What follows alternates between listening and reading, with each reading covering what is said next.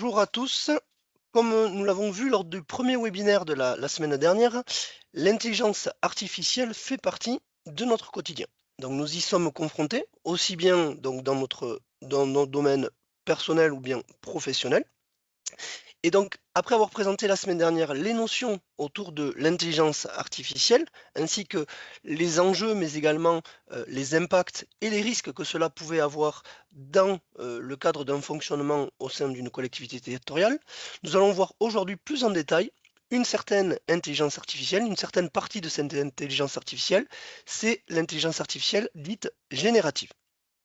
Donc comme cela a été le cas pour le premier webinaire, le but de ce webinaire n'est pas de faire l'apologie de l'intelligence artificielle générative, ni d'en faire une simple critique. Le but, c'est d'expliquer le fonctionnement de cette technologie, d'essayer de comprendre ce qu'il est possible de faire grâce à cette technologie, notamment dans le contexte professionnel pour des agents territoriaux, tout en évoquant également tout ce qui peut être limite et risque que son utilisation peut engendrer dans le quotidien des agents territoriaux. Donc pour ce faire, nous allons essayer de suivre le sommaire suivant.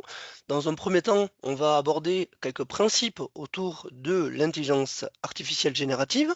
On verra par la suite quelques exemples d'intelligence artificielle générative. Il y en a de plus en plus, chaque jour de nouvelles apparaissent, donc on va voir, on va dire, les plus importantes au niveau de ces exemples-là.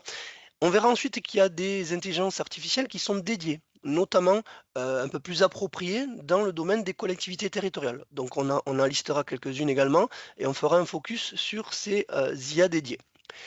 Et dans la deuxième partie de cette présentation, on verra ce qu'est le prompt, c'est-à-dire l'élément de base qui permet d'utiliser l'IA générative, et on terminera par des exemples de prompts que l'on va soumettre à l'intelligence artificielle dans le cadre du contexte des agents territoriaux pour voir un petit peu les réponses que apporterait une IA générative autour de ces questions liées dans un contexte, on va dire, d'agents territoriaux, et on terminera éventuellement par vos questions. Donc on va commencer par les principes autour de l'IA générative. Donc l'IA générative désigne des systèmes capables de créer à la fois du contenu qui va être nouveau à partir de données qu'il aura en mémoire, de données existantes. Donc cela peut inclure à la fois aussi bien des textes, des images, de la musique ou même des vidéos. Donc le but de l'IA générative, c'est donc de produire un nouveau contenu en se basant, grâce à toute une base de données, une multitude de données qu'il aura en mémoire et sur lesquelles le programme d'IA générative s'est entraîné. Donc il dispose d'une multitude de données, il s'est entraîné, un programme s'est entraîné dessus et il va être capable de créer, de proposer un nouveau contenu à partir d'une certaine demande, d'une certaine question qu'on verra par la suite. Donc, par exemple, un modèle d'IA générative va être entraîné sur donc, des milliers de documents pour générer un texte qui ressemble à ceux qu'il a appris et à ceux qu'il détient dans sa base de données. Si on prend un petit peu un exemple, si on demande à une IA générative d'inventer une histoire, un conte pour enfants, à travers toutes les informations qu'il a en mémoire, il y a de fortes chances que le début de sa proposition commence par « il était une fois ». Pourquoi? Parce que dans toutes les informations qu'il a, souvent dans les contes pour enfants, etc., ce sont des mots qui reviennent au début. Donc, il est fort probable que dans la création de nouveaux contenus, en s'abbasant sur les éléments dont il a en mémoire, il se peut que l'histoire qu'il va inventer commence également par « il était une fois ». Donc le principe de l'IA génératif, en fait, c'est d'essayer de prédire quel est le mot qui, à la suite du mot donné, serait le plus judicieux. Donc c'est une succession de prédictions pour afficher un mot, et l'ensemble de ces mots qui s'affichent, on a l'impression qu'il y a un texte qui est en train de se rédiger sous nos yeux. Mais le principe donc de l'IA générative, c'est d'essayer de prédire un mot, de prédire le suivant, etc., pour arriver à répondre à une certaine demande. Donc la création du contenu nouveau se fait par la prédiction de différents mots à partir d'une certaine demande. Donc on verra un petit peu plus en détail le fonctionnement, mais l'idée générale c'est ça, c'est d'essayer de prédire un mot, et le mot suivant, et le mot suivant, pour essayer de répondre à une certaine demande. Donc ces modèles d'IA générative comme les GPT qui veulent dire Generative Pre-trained Transformer sont entraînés sur de grandes quantités de données et peuvent générer donc à la fois donc des réponses, mais également des histoires complètes, des articles, et plus encore en fonction donc de ce on insère en entrée, c'est-à-dire les prompts. On le verra plus en détail exactement ce que c'est un prompt, qu'on soumet, qu'il reçoit en instruction. Donc ces transformateurs préentraînés génératifs vont donc être capables de prédire quel est le mot le plus approprié à la suite d'un certain mot. Ce qui va donc, comme je l'indiquais, permettre d'avoir l'impression qu'il y a un texte qui est en train de se créer sous nos yeux et qui répond à la demande que j'ai formulée. Donc c'est cette succession de prédictions qui va faire la création du contenu nouveau et la réponse apportée à cette question initiale. Donc comme on l'indiquait, on parle de prompt. Le prompt, qu'est-ce que c'est en intelligence artificielle? Un prompt, c'est une instruction ou une entrée l'on va fournir au modèle d'intelligence artificielle pour obtenir, générer une réponse ou un contenu. Donc ça sert de point de départ pour toute l'interaction que l'on va avoir avec le modèle et qui va ainsi également guider la manière dont l'information va être traitée et produire la sortie. Donc le prompt, c'est un élément vraiment central et qui va déterminer la réponse que l'on va avoir, la qualité de la réponse que l'on va avoir et comment la réponse va nous être fournie. Donc cet élément de base qui est le prompt est vraiment l'élément central qui va permettre l'utilisation de cette IA générative. Donc le prompt, c'est donc la question, la consigne qui sera formulée en entrée dans la barre de texte, souvent, d'un outil d'IA générative. Donc, à la différence des moteurs de recherche où on retrouve également une barre de texte où on va rentrer certains mots-clés et on va lancer la recherche, que ce soit par exemple sur des moteurs comme Google, Yahoo ou Bing, le moteur de recherche va tenir compte de ces mots-clés et va lister tout un tas de sites internet, de pages internet dans lesquelles ces mots-clés apparaissent et les pages proposées ont un lien, un rapport avec les mots que l'on a mis en place dans cette barre de texte. À la différence des moteurs de recherche, les IA génératives vont créer du contenu à partir des informations que l'on aura mis dans cette barre, dans ce prompt. Donc il va tenir compte des éléments de ce prompt pour créer un contenu nouveau. Ce n'est pas juste un référencement de certains sites comme un moteur de recherche, ça va être de la création de contenu à travers toute une base de données qu'il a en mémoire et il va essayer de prédire une succession de mots pour fournir la réponse à la demande initiale qui est indiquée dans ce prompt. Donc l'IA générative peut être également utilisée dans différents contextes, y compris donc pour la création de contenu, la conception artistique et même comme moteur derrière certains agents conversationnels. Donc l'IA générative peut donc vous permettre de créer aussi bien des rapports de synthèse, de présentation, des images, des affiches. Et vous verrez que souvent, quand vous utilisez des moteurs de recherche ou des outils, il y a souvent de l'IA génératif qui est couplé, qui est pas très loin, notamment au niveau de ces moteurs de recherche, pour compléter un petit peu votre recherche sur Internet. Donc là, à l'exemple, je vous ai mis le moteur de recherche Bing. Donc on retrouve le bandeau de recherche sur Internet où vous tapez vos différents mots-clés et le moteur de recherche va vous indexer toutes les pages Internet avec ces différents mots-clés. Et sur le côté, vous voyez que vous avez un petit rond avec le signe de copilote. Copilote, c'est l'intelligence artificielle de Microsoft. Donc, à disposition, vous pouvez cliquer sur ce petit bouton et vous voyez sur la partie de droite l'interaction avec l'intelligence artificielle générative qui apparaît. Donc, souvent, au niveau des moteurs de recherche, vous avez de l'intelligence artificielle qui transite autour et qui va compléter un petit peu l'offre des moteurs de recherche. Donc, c'est pas rare au niveau des moteurs de recherche d'avoir l'accès à de l'IA générative directement. Là, à l'exemple en question, c'est le moteur de recherche Bing avec l'intelligence artificielle copilote proposée par Microsoft. Et on verra également d'autres exemples d'IA générative par la suite. Donc, les IA génératives présentent différents avantages. Le premier, ça va être des avantages au niveau du gain de temps. Bien sûr, en automatisant certaines tâches, mais tous ces agents-là vont pouvoir réaliser une automatisation des tâches et donc les agents des collectivités vont pouvoir se concentrer sur des missions à plus forte valeur ajoutée. C'est ce qu'on a vu un petit peu lors du webinaire de la semaine dernière. Le fait d'automatiser et de gagner du temps dans l'exécution de certaines tâches va permettre de dégager pour certaines missions à plus forte valeur ajoutée du temps pour l'agent. Un deuxième avantage va être sur l'accessibilité. Comme on va le voir, ces outils sont souvent conçus pour être très intuitifs. Donc toute personne va facilement pouvoir se l'approprier, même s'ils ne sont pas technophiles, et pouvoir rapidement l'utiliser, s'en servir, avoir des réponses et se familiariser avec l'utilisation de ces IA génératifs.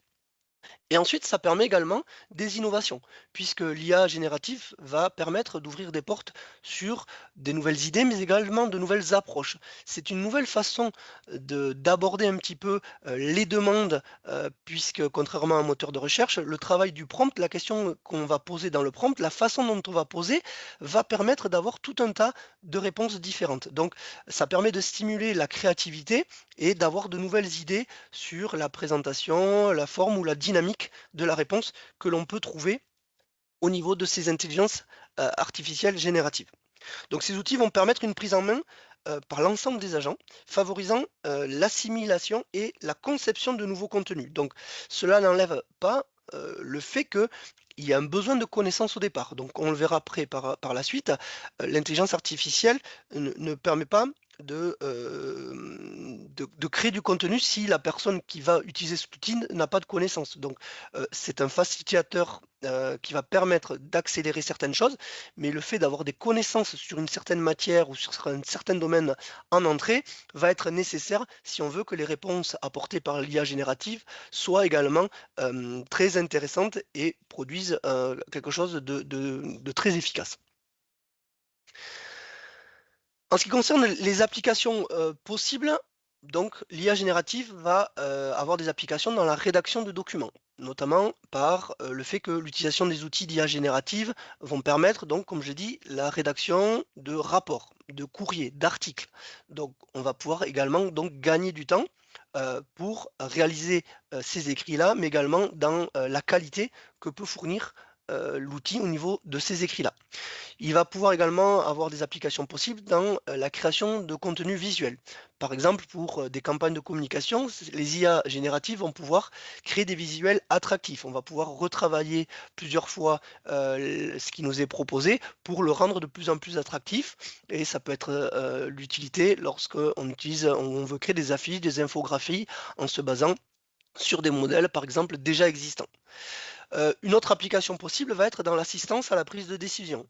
Le fait d'analyser des données historiques présentes dans la base de données va permettre à l'IA génératif de proposer différents scénarios, différentes recommandations pour de futurs projets, facilitant, comme on l'a dit, le travail de l'agent. Mais également des applications possibles au niveau de la formation et de la sensibilisation. En effet, l'IA générative va pouvoir créer des modules tout à fait adaptés, personnalisés à des besoins spécifiques des agents. Donc là aussi, l'IA générative va permettre de personnaliser des réponses et de pouvoir les adapter à certains contenus, à certains besoins spécifiques. Et donc, on va avoir une possibilité de sensibilisation et de personnalisation un peu plus intéressante avec cette IA générative. On va également aborder les limites puisque, comme on l'a vu, il faut toujours rester prudent. Il est important de garder à l'esprit que l'IA générative n'est pas quelque chose qui est sans limite. En effet, les contenus qui vont être générés et créés par cette IA générative peuvent manquer à la fois aussi bien de précision, mais peuvent être tout à fait, des fois erronés. C'est ce qu'on appelle des hallucinations dans la réponse lorsque dans les différentes prédictions de mots qui circulent et qui constituent ma réponse, je vais avoir un mot qui est complètement hors contexte et qui n'a aucun lien avec ce que je lui ai demandé. C'est ce qu'on appelle des hallucinations et ça peut arriver que le mot qui est prédit en fait n'a rien à voir avec ce qui est demandé et c'est ce qu'on appelle des hallucinations. Donc ça peut exister, c'est pas une science parfaite. L'IA générative essaye de proposer une prédiction et n'est en rien une garantie du fait que la donnée fournie est parfaite. Et également, il peut refléter, de ce qu'on appelle les biais. Ce qu'on a vu lors du premier webinaire, c'est que l'IA génératif s'est entraîné sur une base de données grâce à des documents qu'il a en mémoire. Si dans ces documents, eh beh, il y a, des biais, forcément la réponse qui sera apportée comportera également ces biais. Donc, c'est pour ça qu'il faut toujours avoir un esprit critique et rester prudent sur ce que produit l'IA génératif parce que, dans certains cas, il peut y avoir des erreurs, des hallucinations. Si je reprends l'exemple du tout début où je demande à mon IA génératif de m'inventer une comptine pour enfants, si au début de ma proposition il m'indique il était une fois dans une banque, ben, le mot banque, c'est une hallucination parce que on ne s'attend pas à avoir ce lieu-là pour une histoire d'une comptine pour enfants. C'est plutôt il était une fois dans une forêt, dans un château, etc. Là, par exemple, si je dis dans une banque, c'est une hallucination, c'est un mot qui est hors sujet un petit peu avec ma question.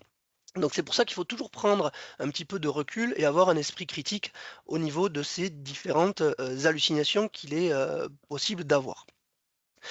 De plus, il faut toujours se poser une question sur la propriété intellectuelle au niveau de l'utilisation des données, qui sont utilisées par l'intelligence artificielle, notamment d'un point de vue du règlement général sur la protection des données. Donc toutes les données, qui transitent par ces IA génératifs, ne doivent pas comporter des données à caractère personnel, on le verra juste par la suite.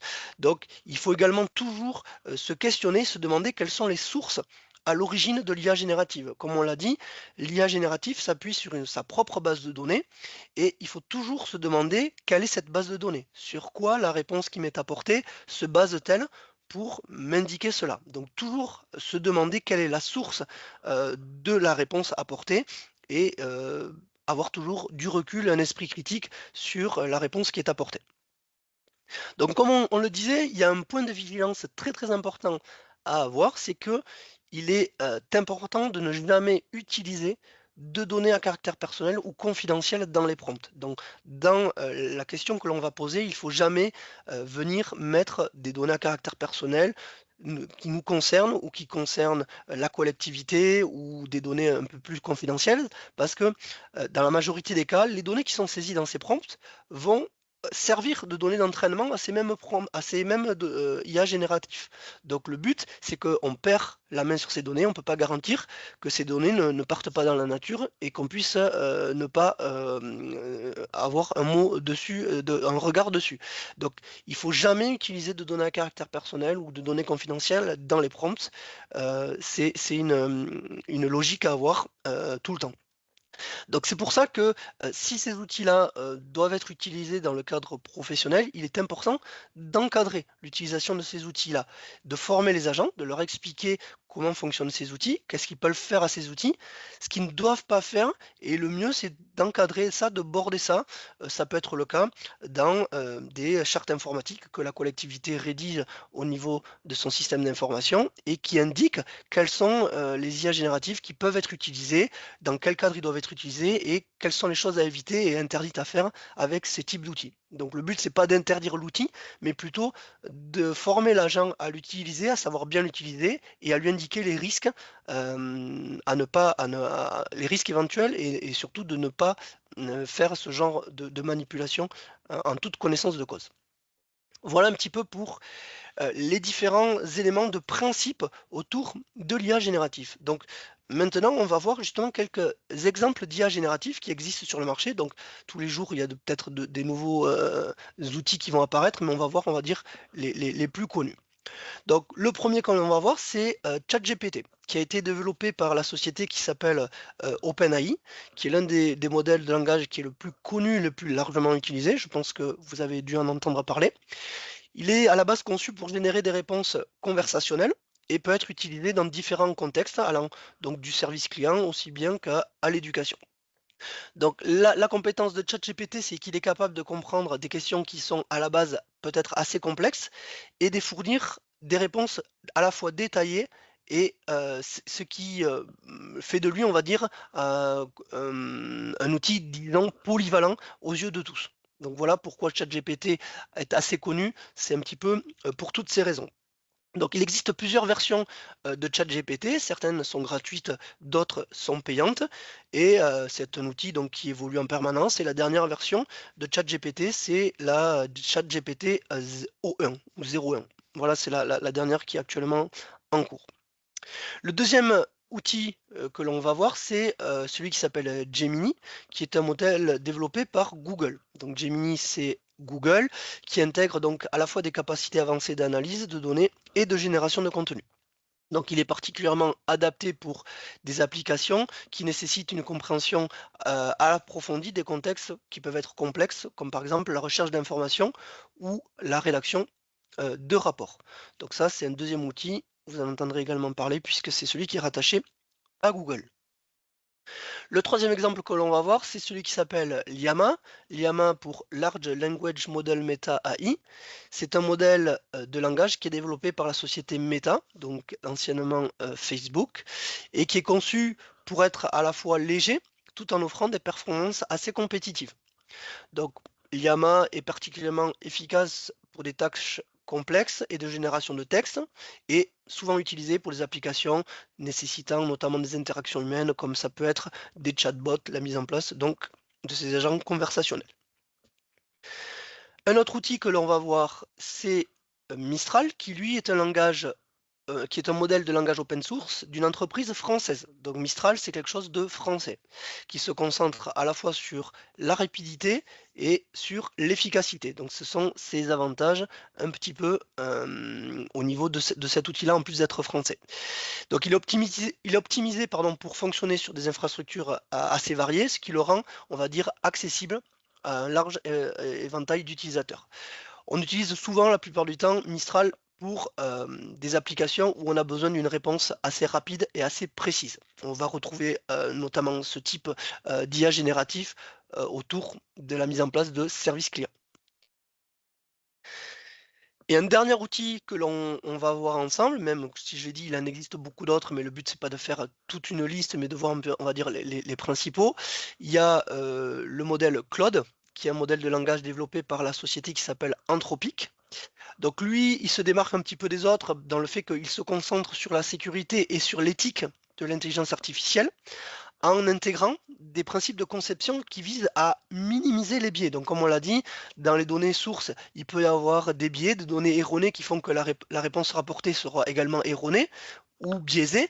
Là, le but, c'est d'avoir on va dire des éléments d'une base de données sans biais possible, le plus neutre possible. Donc c'est ce que se prévaut ce modèle Claude et il essaye également de promouvoir des interactions respectueuses. Donc Claude est particulièrement adapté pour des applications où la sensibilité et la compréhension des nuances sont essentielles, ce qui le rend utile dans des contextes, on va dire, de communication un peu plus délicats. Donc comme on l'a vu, il existe plusieurs types d'IA génératives, comme il existe plusieurs types de moteurs de recherche sur Internet. Certains vont se différencier par une certaine politique. Vous avez les moteurs Google, vous avez Bing, vous avez Yahoo, vous avez Lilo. Vous avez chaque moteur qui a, on va dire, sa propre politique et sa propre éthique ou autre. Dans l'IA générative, on va retrouver la même chose. Chacun vont être peut-être spécialisés sur la rapidité, l'éthique, la complexité, etc. Donc, on peut trouver l'IA générative qui correspond au mieux à notre besoin en fonction en fonction vraiment de nos besoins. Donc voilà un petit peu pour la liste des IA génératifs que l'on pouvait connaître, donc les IA grand public. Et maintenant, on va essayer de voir un peu plus en détail certains IA dédiés. Donc comme on l'a dit, les IA génératifs, grand public, la base de données, c'est de l'information qui a circulé sur Internet, de tout type. Il n'y a pas forcément un domaine particulier ou une thématique, c'est de la donnée grand public. Et vous posez des questions sur ces IA génératifs et vous avez une réponse, on va dire, sur tous ces domaines-là à la fois. Le fait d'avoir des IA dédiés, on va limiter la base de données que l'on a au niveau de le modèle d'entraînement. Ce qui fait que l'IA va être spécialisée, va être dédiée pour répondre à un certain domaine, à certains cas de figure. Donc là, le but, c'est de voir en revue certaines IA dédiées, notamment dans le domaine de l'administration, dans le domaine des collectivités territoriales. Donc le premier que l'on va voir ensemble, c'est Albert. Donc Albert, c'est une IA qui est souveraine, développée par l'État français pour accélérer les formalités administratives et essayer d'apporter des réponses sûres, claires, efficaces aux utilisateurs de tous les services publics. Donc, il a été élaboré depuis juin 2023 par les équipes de la DataLab de la DINUM, de la Direction interministérielle du numérique. Donc, c'est une IA française qui est souveraine sur des serveurs français et qui s'appuie sur des modèles ouverts, notamment des modèles qui sont open source. Et ça, cette IA-là est spécifiquement entraînée pour répondre aux besoins de l'administration. Donc c'est vraiment une IA française, souveraine, faite par l'État et pour répondre aux besoins de l'administration.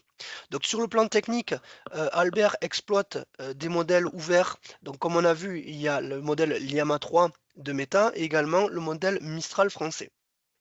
Donc, comme je l'ai dit, Albert, il est sur des serveurs français, situés en France. C'est donc vraiment une IA souveraine. Le modèle de langage a été adapté pour que, à une question précise, il n'y ait qu'une seule réponse. Contrairement à des IA génératifs où vous allez poser une question, vous allez avoir des fois plusieurs réponses différentes pour la même question, là, une seule question va avoir une seule réponse. Il ne va pas y avoir plusieurs réponses apportées et s'il ne sait pas faire, il va dire je ne sais pas faire. Contrairement à des IA génératives grand public qui lui va toujours apporter une réponse, quitte à avoir des hallucinations, des choses qui n'ont rien à voir, là le but c'est de produire une réponse efficace et de dire s'il ne sait pas faire, qu'il ne le sait justement pas le faire. Cette technologie est réservée pour l'instant aux agents de l'administration et le but c'est de les aider à mieux répondre donc aux demandes des Français et de rechercher des informations sur la réglementation et même d'aider à rédiger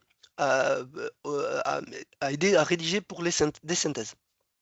Et depuis janvier 2024, Albert a été expérimenté sur le réseau France Service par une soixantaine d'agents au niveau d'une trentaine de guichets. Donc c'est une IA qui est en train d'être développée, qui a une version bêta qui a été mise en place. Donc comme vous l'avez compris, pour l'instant c'est plus lié pour les agents de l'administration. Et il faut savoir que si certaines collectivités souhaitent l'utiliser, il y a la possibilité d'adapter cette intelligence artificielle à la collectivité en question. Si la collectivité souhaite l'héberger sur ses propres serveurs, c'est possible. Si la collectivité veut insérer dans la base de données d'entraînement d'Albert ses propres données, c'est possible aussi de le faire. Donc voilà, je vous ai mis le lien en dessous pour avoir tout un tas d'informations sur le déploiement et les informations récentes de cette intelligence artificielle générative d'État. Vous retrouverez donc toutes les informations via le lien. Donc voilà pour le premier IA dédié, c'est Albert. Le deuxième que l'on va voir, c'est Lex-IA. Donc Lex-IA, c'est un agent conversationnel spécifiquement conçu pour les agents des collectivités territoriales. Donc il va utiliser des sources variées, notamment sur des bases de données administratives, des documents réglementaires, des informations locales, pour essayer donc de fournir des informations, des réponses précises et adaptées aux différents agents. Donc cet agent conversationnel va se baser sur des sources comme Légifrance, le Code général des collectivités territoriales, et va interroger simultanément l'ensemble de toutes ces sources sur des domaines de spécialité, donc les lois, les décrets, les arrêtés, les jurisprudences, pour essayer d'apporter la meilleure réponse possible en fonction de la question, tout en se fixant sur ces données sources. Donc c'est une IA dédiée, donc la base de données, c'est tout ce qui est dans Légifrance, le Code général des collectivités territoriales, les décrets, les jurisprudences. Donc c'est quelque chose de fermé, de public, et la réponse qui sera apportée sera donc vraiment une réponse efficace puisqu'elle se basera sur ces données fermées et garanties au niveau de la source. Au niveau donc de ces utilisations, Lexia va permettre donc d'accompagner sur l'assistance dans la rédaction de documents, va permettre d'aider les agents dans la recherche d'informations. Par exemple, si on lui demande quelles sont les nouvelles réglementations sur l'urbanisme, il va donc s'appuyer sur sa base de données pour apporter la meilleure réponse à cette question-là en se basant sur ces différentes thématiques dont il a en mémoire. Ça peut être également utilisé dans la gestion des demandes citoyennes, Donc par exemple, si une personne lui soumet comme question comment faire une demande de subvention, et bien là aussi, il va s'appuyer sur toutes les informations dont il dispose pour essayer d'apporter la meilleure réponse à cette question-là. Mais également dans la formation et la sensibilisation, on peut lui poser des questions du type quels sont les enjeux de la transition énergétique pour notre collectivité. Et là aussi, il va s'appuyer sur toutes ces bases de données pour essayer d'apporter la meilleure réponse en précisant à chaque fois, en donnant les sources sur lesquelles il s'appuie pour fournir sa réponse. Donc là également, je vous ai mis le lien du site en question si vous voulez avoir des renseignements supplémentaires sur cette intelligence artificielle. La même société fait la partie marché public, c'est-à-dire qu'ils ont développé une intelligence artificielle sur les marchés publics qui s'appelle Maya. Donc c'est vraiment une application dédiée au marché public qui va utiliser donc de l'intelligence artificielle et qui va à la fois tester tout ce qui est légal, tout ce qui est sourcing, tout ce qui est marché, tout ce qui est attribution, et il va l'interroger ces différents domaines pour essayer d'apporter là également une réponse à une question précise. Donc sur les domaines de l'automatisation et de la précision, ça permet donc d'automatiser tout ce qui est processus, d'améliorer la précision dans la rédaction, mais également l'évaluation des documents. Ça permet également d'avoir des performances dans l'analyse des données pour avoir une analyse, on va dire, plus approfondie. Dans l'optimisation des coûts et des délais, le but c'est de réduire tout ce qui est les coûts, mais aussi d'essayer d'accélérer les délais de passation. Donc il y a toute cette IA qui va vous permettre de gagner du temps dans l'analyse d'un marché, dans la rédaction d'un marché, dans la conception des différents documents d'un marché, dans ce qui s'est fait ailleurs, d'aller récupérer des informations, etc. Donc dans la transparence et la conformité également, mais également dans tout ce qui est collaboration et innovation, le but étant de faciliter tout ce qui est collaboration entre les parties prenantes et de promouvoir l'innovation dans la pratique de gestion. Donc, les avantages que propose cet outil sont que les données que vous allez utiliser sont hébergées également en France. Donc là aussi, c'est une IA souveraine et les données ne vont pas servir d'entraînement pour les différentes les différents outils, les différents protocoles qui vont réaliser cette IA générative. Donc là aussi, c'est une IA souveraine. Donc les outils qu'on vous propose, le but, c'est pas de vendre ces outils-là, c'est de vous proposer, de vous montrer les outils qui existent concernant les collectivités territoriales. Il y en a plein. Donc nous, notre rôle aussi, c'est de faire une veille et de vous dire qu'il existe des outils là. On n'est pas là pour en positionner un plus que l'autre, mais plutôt là pour essayer de vous dire qu'il en existe et d'être là pour vous indiquer leurs avantages, leurs inconvénients.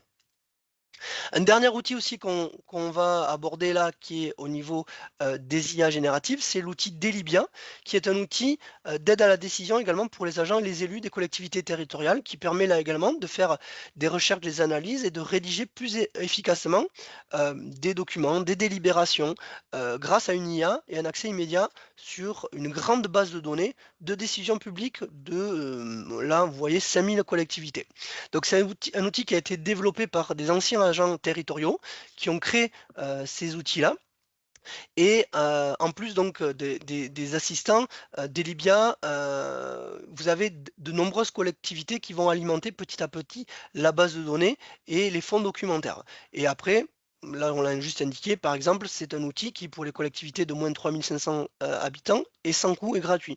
Donc voilà, donc il y a des outils qui existent qui ne sont pas forcément très onéreux, mais qui peuvent être très utiles dans les collectivités territoriales. Donc je vous ai mis le lien là également du site en dessous. Et comme je le répète, nous le but c'est pas de mettre en avant un outil ou de le vendre, c'est de vous faire connaître et de vous mettre à disposition des connaissances d'outils du marché qui peuvent être utilisés par certaines collectivités. Et notre but c'est de faire cette veille et de faire cette analyse des différents outils existants. Donc voilà un petit peu, on a passé en revue quelques IA dédiés, il doit en exister d'autres, mais le but c'est de ne pas tous les passer en revue, mais que vous ayez une information un petit peu sur certains outils. Donc on va voir maintenant la partie de comment fonctionnent ces IA génératives, comment fonctionne ce qu'on appelle le prompt, comment on soumet une question à cette IA générative pour avoir un certain résultat. Donc pour l'exemple d'aujourd'hui, je me suis basé sur le site duckduckgo.com qui permet, alors qui a la chance de pouvoir tester plusieurs IA génératives au même endroit, donc vous avez le choix entre 4 types d'IA génératives, et surtout qui permet de le faire sans créer au préalable un compte. Donc c'est gratuit, il n'y a pas besoin de créer un compte. Donc c'est pour ça que je m'en suis servi et que je vous le soumets pour la présentation d'aujourd'hui. Parce que voilà, vous pourrez en suivant de ce webinaire-là, aller sur, vous voulez, sur ce site-là et tester directement. Donc vous allez sur ce site-là, vous choisissez l'IA générative que vous voulez tester et vous arrivez sur le prompt et vous soumettez la question directement à l'IA générative. Donc le prompt, c'est l'instruction ou la question que l'on va soumettre à l'IA générative pour que l'agent conversationnel commence à prédire une succession de mots et nous apporte donc la réponse à la question qu'on lui a soumise. Donc on va voir que la qualité de la réponse va dépendre souvent de la qualité du prompt, c'est-à-dire de sa clarté et de sa précision. En effet, plus on va être précis, plus on va lui donner des informations dans le prompt, plus la réponse apportée va être de qualité et va avoir de moins en moins d'hallucinations ou autres. Donc c'est là que on se rend compte que le fait de connaître un domaine, de connaître une thématique, va permettre d'avoir une réponse de qualité. Si dans mon prompt, j'apporte des informations parce que je connais le domaine, parce que je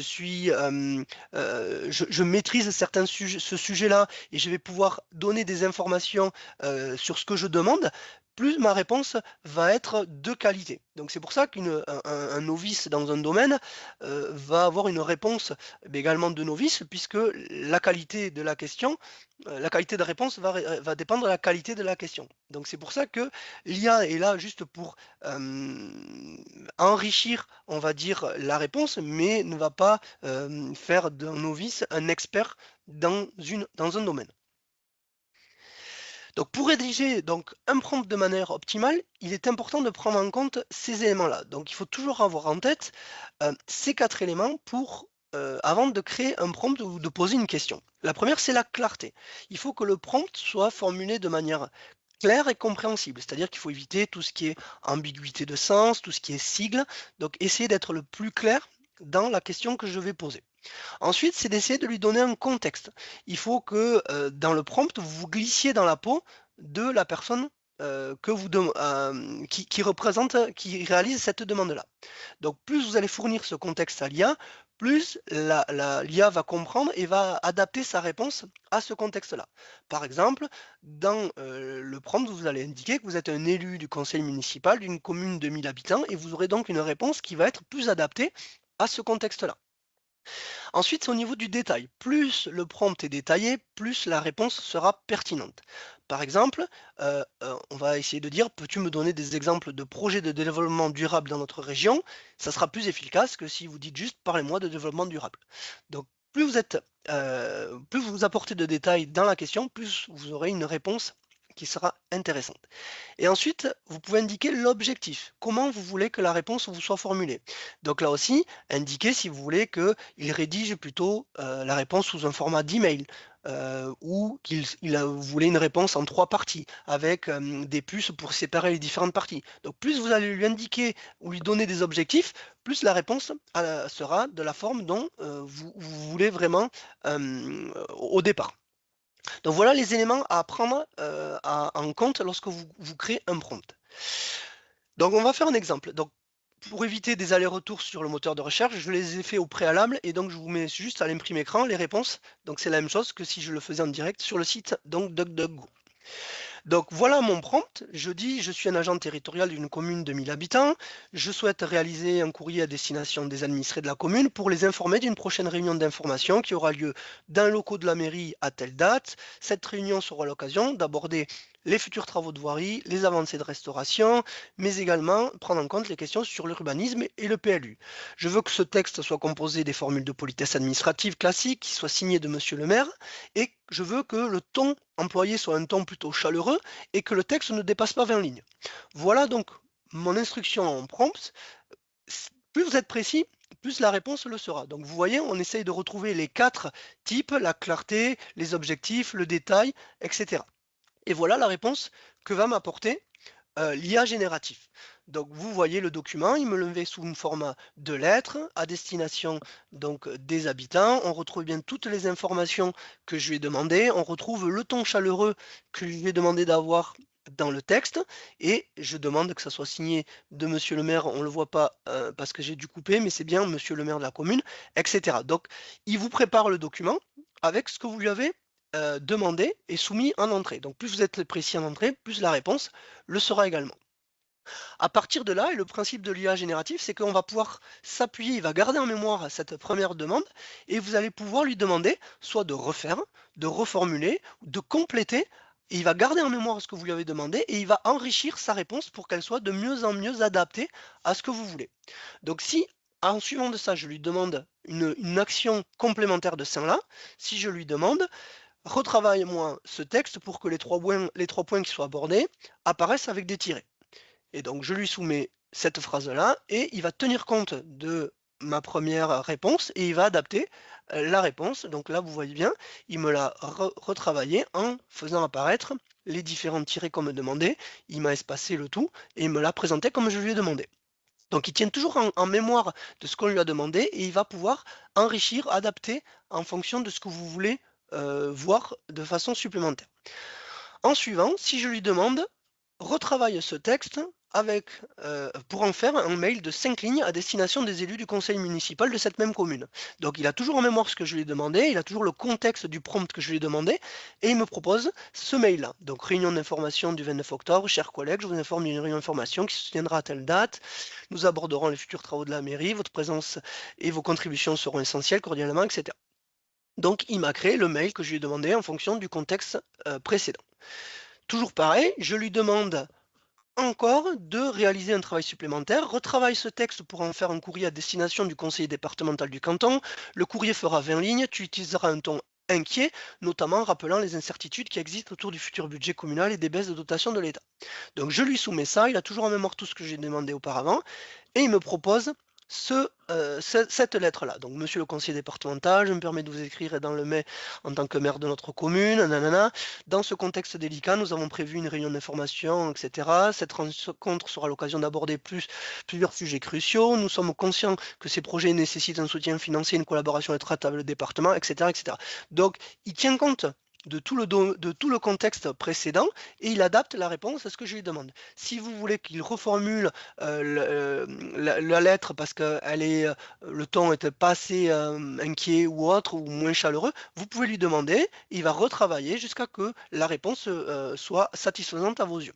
Donc voilà un petit peu comment fonctionne l'IA générative.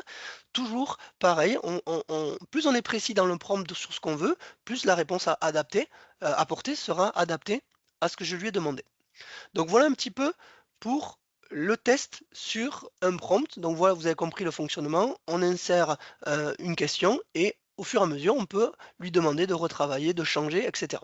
Donc on va voir maintenant quelques types de prompts que l'on peut utiliser dans le contexte de mission, de cadre d'agents territoriaux. Donc par exemple, sur peux-tu m'aider à rédiger un avis de réunion pour le conseil municipal sur le budget 2024? Et voilà un exemple de réponse apportée par l'IA générative. Donc voilà un exemple, l'ordre du jour portera, etc. Donc je ne vais pas vous lire tout le contenu, mais vous avez une idée de ce que peut représenter la réponse à ce type de prompt. Un autre exemple de prompt, si on demande quelles sont les étapes pour mettre en place un projet de rénovation énergétique dans notre commune, il va vous proposer une liste d'étapes. La première, ça va être l'évaluation des besoins, réaliser un diagnostic énergétique. Ensuite, la sensibilisation à l'information. Ensuite, l'élaboration d'un plan d'action, la recherche de financement. Et à chaque fois, il va essayer d'apporter des éléments pour mettre en place ces différentes étapes. Donc, un autre exemple de prompt, si je lui demande comment puis-je expliquer aux citoyens les nouvelles règles de stationnement en vigueur dans notre ville, eh bien, il va également nous soumettre plusieurs règles. La première, organiser une réunion d'information, utiliser des supports visuels, diffuser de l'information en ligne. Donc, il va tenir compte du contexte, du cadre. Donc, bien sûr, je lui ai dit que j'étais une commune de tant d'habitants, etc. Plus je vais être précis dans ma demande, plus la réponse fournie va être adaptée à ma situation réelle et contextuelle. Si je prends l'exemple de quels sont les éléments clés à inclure dans un programme pour les fêtes de la ville, et bien là aussi, il va nous proposer définir une date et une heure, le lieu, la programmation des activités, tenir compte de la restauration, des animations, des artisans, des exposants, de la sécurité, de l'accessibilité, du transport du stationnement, le contact et les informations supplémentaires, etc. Donc voilà, il va nous il va nous proposer des informations en fonction de la demande du prompt. Au niveau de la formation, peux-tu me donner un aperçu des meilleures pratiques en matière de gestion des déchets pour une collectivité territoriale? Là également, voici un aperçu des meilleures pratiques, la sensibilisation et l'éducation, le tri à la source, la collecte sélective, le compostage, la réduction des déchets, etc. Donc là aussi, il va proposer tout un tas d'informations liées à ma demande du prompt. Au niveau de l'analyse, quels sont les indicateurs clés à suivre pour évaluer l'impact de notre politique de mobilité durable? Et bien là aussi, il va nous proposer l'utilisation des modes de transport durables, les émissions à gaz à effet de serre, la qualité de l'air, la satisfaction des usagers, etc., etc. Donc voilà aussi un type de réponse à ce genre de prompt que l'on peut soumettre à l'IA générative. Donc comme vous avez vu, plus vous allez détailler dans le prompt la situation, le contexte, ce que vous voulez voir, les contraintes au niveau de la taille de la réponse, de la forme de la réponse, etc. Plus il va être capable de vous générer, de créer du contenu qui va satisfaire cette demande-là. Ensuite, vous pouvez demander à la retravailler autant que vous voulez pour qu'elle réponde efficacement à votre demande. Donc voilà un petit peu le tour de l'IA générative. J'en ai terminé avec la présentation. Je me tourne vers Victoria pour savoir s'il y a quelques questions Oui, concernant l'IA générative. oui, Guillaume, nous avons quelques questions. Dont une mairie qui demande comment peut-elle encadrer l'IA générative dans sa collectivité? Alors, pour encadrer l'IA générative, la première chose, ça va être, je pense, de sensibiliser et de présenter ce qu'est l'IA générative au niveau de la collectivité. C'est-à-dire que, comme on vient de le faire, c'est de savoir que fait l'outil, à quoi il sert, comment il fonctionne et hop, je vais arrêter le partage et de comprendre déjà que fait l'outil. Ensuite, ça va être de connaître les différents besoins au niveau des différents services dans la collectivité, pour savoir quelles sont les opportunités qu'une IA générative va pouvoir apporter à la collectivité en fonction des différents domaines, des différentes missions liées à la collectivité. Ensuite, ça pourra être de tester et de connaître les différents outils qui existent et qui vont pouvoir répondre à ces besoins-là. Et également, c'est de savoir s'en servir. Donc, c'est de former les différents agents de la collectivité à l'utilisation, comme on vient un peu de le faire dans la sensibilisation, c'est de savoir comment l'utiliser, quelles sont les limites, les choses à ne pas faire, et pourquoi pas d'encadrer tout ça, comme je l'avais dit, dans une charte informatique, pour que l'agent, comme il sait ce qu'il doit faire avec l'informatique, ce qu'il ne doit pas faire, et bien qu'il soit au courant de comment utiliser des outils d'IA générative dans ma collectivité, dans le cadre de mes missions, qu'est-ce que je dois faire, qu'est-ce que je ne dois pas faire et comment je dois m'en servir. Donc tout ça permet, on va dire, d'encadrer l'utilisation de l'IA dans une collectivité. Merci. Après, alors effectivement, j'ai une question, mais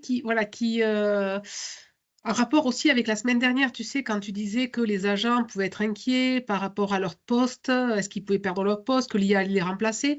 Et là, voilà, la question, c'est comment rassurer les agents des collectivités en ce qui concerne l'utilisation de l'IA générative par rapport à son quotidien, à ses missions.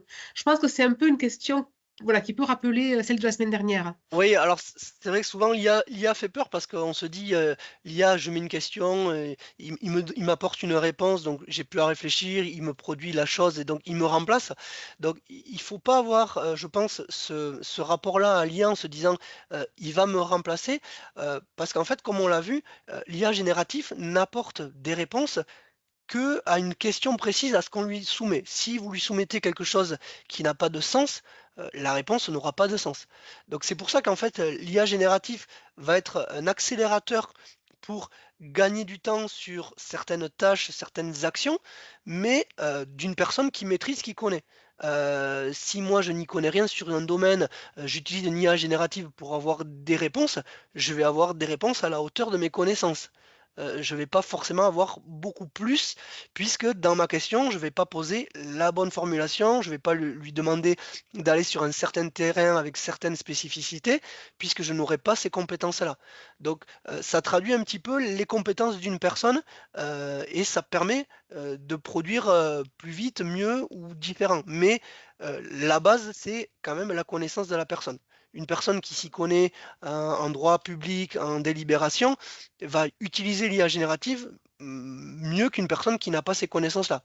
Donc du coup, l'IA, c'est juste un outil qui va permettre d'accélérer, de gagner du temps, de l'efficacité, mais ça ne remplace pas les connaissances ou le savoir-faire, les compétences d'un agent. Voilà, je ne sais pas si ça Si, répond exactement. si, c'est parfait. Ça, c'est ce que tu as expliqué également pendant le webinaire. Donc, c'est une réponse parfaite. Merci, Guillaume. Nous avons Amalia qui souhaite prendre la parole. Amalia. Bravo Guillaume, c'est très éclairant comme webinaire. Est-ce que tu peux nous expliquer ou nous dire quelle serait la différence? Par exemple, moi, agent d'une collectivité territoriale, je veux en gros un accompagnement à la rédaction d'un projet de délibération sur un sujet, je ne sais pas moi, sur la cybersécurité, admettons. Est-ce que je dois choisir, par exemple, Delibia? Bon, bien que ce soit payant, mais l'idée, c'est est-ce que je choisis Delibia? Est-ce que je choisis ChatGPT? En fait, qu'est-ce qui va changer dans le choix de l'une ou l'autre de ces intelligences artificielles? Alors, ce qui fait l'intelligence artificielle, c'est souvent la base de données sur laquelle il s'est entraîné, c'est-à-dire sur quoi il s'appuie pour prédire les informations. Plus ce sont des données générales qu'on a retrouvées sur Internet et qui viennent un petit peu de partout, moins la réponse sera spécifique et spécialisée. Des intelligences dédiées, comme on l'a vu, Lexia, Delibia, ce sont des IA qui sont un peu fermées parce qu'elles s'appuient sur des données limitées. Le code du travail, Légifrance, la jurisprudence, etc. Donc, ce sont des données qui ont les sources, on va dire, vérifiées, stables, et on peut s'appuyer dessus pour avoir une réponse stable et fiable. Contrairement à d'autres IA génératives qui ne sont pas fermées, où les sources sont un petit peu l'Internet en général, là, vous pouvez avoir des informations qui vont être justes, parce que dans l'Internet général, on va retrouver des données de Légifrance, etc. Mais il va y avoir d'autres sources qui vont pouvoir peut-être polluer la réponse. Donc plus vous avez une IA dédiée, plus la réponse sera satisfaisante et cohérente et juste. Donc c'est pour ça que beaucoup d'entreprises créent leur propre IA en interne avec les données propres de leur entreprise. Comme ça, ils savent que les données sont en vase clos et on interroge, on demande au programme de ne traiter que les données dont on dispose, dont on est sûr et que c'est fiable. Donc du coup, l'IA derrière est très efficace puisqu'elle permet de gagner du temps, elle est efficace sur les données en question. Donc, plus une IA dédiée, en plus si c'est souverain, si c'est tout ça, c'est encore mieux, plutôt qu'une IA générative. Donc c'est pour ça que les IA grand public, c'est bien pour avoir, on va dire, quelques réponses, mais dans le cadre professionnel, il vaut mieux toujours avoir une IA professionnelle dédiée. Donc, en gros, effectivement, les IA grand public qui nous semblent gratuites, bon, non, parce qu'au final, on leur donne quand même des données. Les IA gratuites, c'est le tout venant, même si on peut avoir des résultats intéressants, si je comprends bien. Les IA spécifiques, comme Delibia, Lexia ou autres, ont des coûts de licence, mais parce qu'on paye la qualité finalement de la donnée. C'est C'est ça. ça, c'est Ok. ça. Plus une IA va être spécifique, dédiée, fermée, plus vous êtes sûr d'avoir une réponse pertinente et fiable concernant la demande en question. Ok, merci. C'est très important de justement pouvoir faire la différence.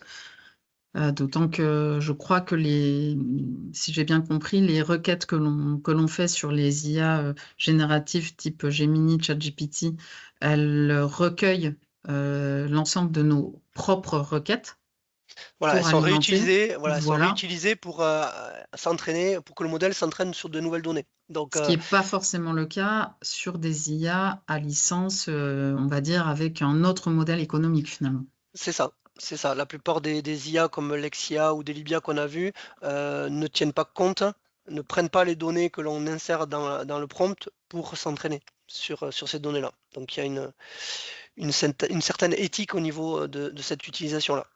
Merci beaucoup. Voilà, donc s'il n'y a pas Merci. d'autres questions, je Non, pense pour que je te l'instant, rends la main, Victoria. Non, pour l'instant, il n'y a pas d'autres questions. Dis-moi. Je pense que personne ne lève la main. Mais écoute, merci beaucoup Guillaume pour ces deux webinaires, pour cette innovation d'avoir fait le webinaire en deux parties. C'est vrai que voilà, c'était quand même un sujet qui, je pense, demandait bien les deux parties. et on t'en remercie pour cette proposition. Écoutez, je vous souhaite à tous un bon appétit et je vous donne rendez-vous maintenant le 15 octobre. Ça sera Baptiste Faustin qui nous fera un webinaire, cette fois-ci sur la cybersécurité et plus particulièrement la sauvegarde. Merci beaucoup. Bon appétit à tout le monde. À bientôt. Merci, à bientôt.